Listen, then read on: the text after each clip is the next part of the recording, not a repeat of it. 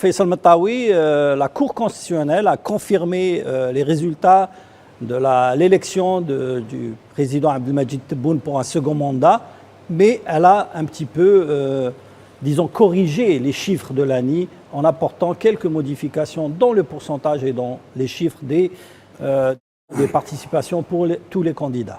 Effectivement, la Cour constitutionnelle, conformément à la loi de mars 2021, la loi portant régime électoral, a statué durant les 10 jours, parce qu'elle a 10 jours pour statuer et pour se prononcer. Cette année, on a eu deux recours du candidat Abdelali Hassani Chérif du mouvement de la Société pour la paix et Youssef Aouchiche du Front des forces socialistes. Vous savez qu'il y a eu un communiqué commun, y compris par le candidat libre Abdelmadjid Tebboune, pour un peu critiquer, si vous voulez, l'action de l'autorité nationale indépendante des élections durant le vote, notamment par rapport au taux de participation et à la moyenne de taux de participation.